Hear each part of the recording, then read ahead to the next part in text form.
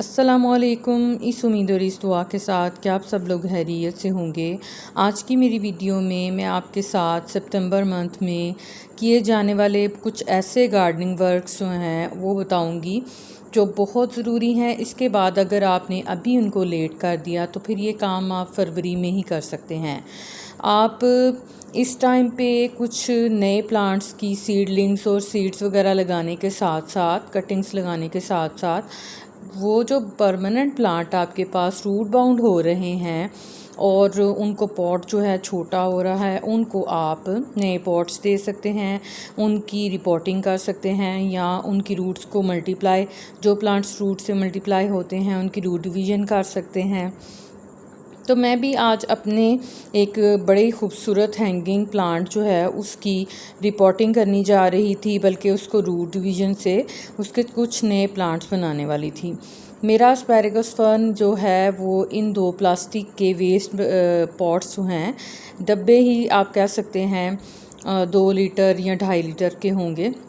इनमें इनकी ग्रोथ बहुत ज़्यादा बढ़ चुकी थी और इनके ड्रेनेज होल से रूट्स बाहर आ रही थी और अब भी इनकी ग्रोथ जो है वो काफ़ी मुझे रुकी हुई सी महसूस हो रही है। इसमें ड्राई ब्रांचेस बहुत ज़्यादा, खुश्क टहनियाँ बहुत ज़्यादा हो गई हैं, नई टहनियाँ निकल रही हैं, कहीं कहीं कोई फ्लावर्स भी आ रहे हैं, लेकिन इसकी ग्रोथ में काफ़ी कमी आ गई है क्योंकि ये बुरी तरह से रूट बाउंड हो चुके हैं।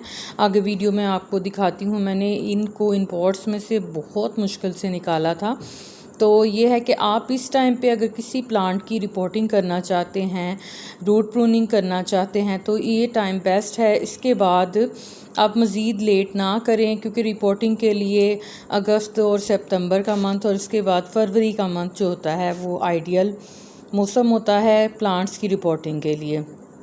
तो इन दोनों प्लांट्स जो हैं, इनको इन दोनों पॉट्स में से निकालने में मुझे इतनी मेहनत करनी पड़ी कि मैं तकरीबन इस पे 2-3 घंटे जो है वो कोशिश करने के बाद इन प्लांट्स को इन प्लास्टिक के पॉट्स में से निकाल पाई, क्योंकि इनकी रूट्स इतनी ज़्यादा इसमें फैल चुकी थी कि मिट्टी तो इसमें बिल्कुल नहीं थी। मुझे लगा था शायद इस तरह से पटकने पे मिट्टी निकल आएगी और प्लांट भी इजीली बाहर आ जाएगा। नॉर्मली मैं ऐसे ही करती हूँ, किसी भी प्लास्टिक के जो होते हैं उनको थोड़ा थोड़ा पटक के पॉट्स को, उसमें से मिट्टी लूज़ हो जाती है तो उसमें से रूट बॉल इजीली बाहर आ जाता है।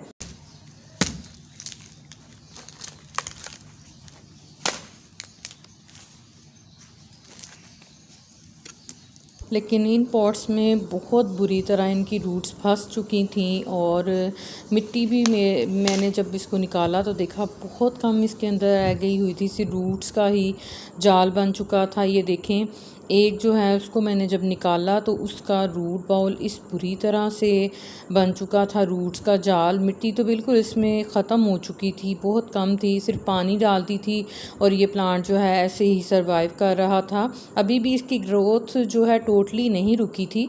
फिर मैंने जो है इस तरह से इसको पटक पटक के थोड़ा थोड़ा इसकी मिट्टी लूज़ की। कोशिश मेरी यही थी कि दूसरा वाला जो पॉट है ये ना मेरे से टूटे, ना ख़राब हो और उसको दोबारा से एक जो प्लांट है इसी में लगा दूं और कुछ और नए प्लांट छोटे पॉट्स में लगा दूं। तो फिर मैंने ये दूसरा वाला भी जो है इस तरह निकाल दिया। एक पॉट जो है वो तो टूट गया था और दूसरा जो है उसको मैंने तोड़े बगैर निकाल लिया था। और रूट्स देखें, इसके रूट्स जो हैं वो ट्यूबरस रूट्स होते हैं, इसके अंदर छोटी छोटी सी जैसे बल्ब से बनते हैं जिनके अंदर पानी भरा होता है। फिर रूट्स को कट करना भी एक बहुत मुश्किल टास्क था। इतनी मोटी मोटी रूट्स सीज़र की मदद से तो मेरे से कट नहीं हो रही थी। फिर मैं किचन में गई और किचन से जाके ये जो नाइफ़ है ये लेके आई, इसकी मदद से भी मैंने इसको कट किया और इस तरह केक की तरह इसके 4 पीसेस मैंने कट करके एक प्लांट के, इन 2 प्लांट से मैंने 8 जो हैं वो प्लांट्स बना लिए। अगर मैं चाहती तो इसके 8 की बजाय 16 प्लांट्स भी बना सकती थी, लेकिन मेरे पास इतने ज़्यादा पॉट्स फ़िलहाल नहीं थे क्योंकि विंटर सीडलिंग्स जो हैं वो लगाने के लिए सारे पॉट्स जो हैं उनको पहले ही मैंने मिट्टी डाल के तो भर लिया हुआ है। तो इनको जो है मैं अभी फ़िलहाल इसके चार पीसेस एक प्लांट के करूँगी। और ये देखें रूट्स का बिल्कुल गुच्छा है, बिल्कुल नाम के बराबर इसमें से मिट्टी निकली थी।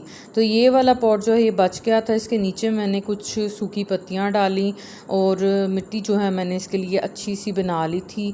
ये पुरानी मिट्टी जो है उसमें मैंने कंपोस्ट, नीम खली और थोड़ी सी जो है वो डैश वो मिक्स करके, क्योंकि इसकी रिपोर्टिंग की थी मैंने, तो वो मिक्स करके मैंने एक सॉइल मिक्स बनाया और उसको मैंने इसमें दोबारा से भर दिया। अब इसको मैं थोड़े दिन के लिए अच्छे से वाटरिंग करके इसकी नमी को बरकरार रखना है और शेड में रखना है। वैसे तो ये मेरा प्लांट जो है आधे दिन की धूप में रहता है, लेकिन अभी फ़िलहाल इसको 10-15 दिन के लिए मैं टोटली शेड में रखूँगी, ताकि जो इसका रिपोर्टिंग का शौक़ है वो कम से कम इसको मिले। हफ्ता 10 दिन में जब इसकी रूट्स के पास से छोटे छोटे स्प्राउट नज़र आना शुरू हो जाएंगे तो मैं इसको धूप में शिफ्ट कर दूँगी। आई होप मेरी वीडियो इन्फॉर्मेटिव लगी होगी आपको। अगर वीडियो पसंद आई हो तो उसे लाइक शेयर कमेंट ज़रूर कीजिएगा। मेरे चैनल पे न्यू है तो उसे सब्सक्राइब भी कर लें। Thanks for watching. अल्लाह हाफिज़।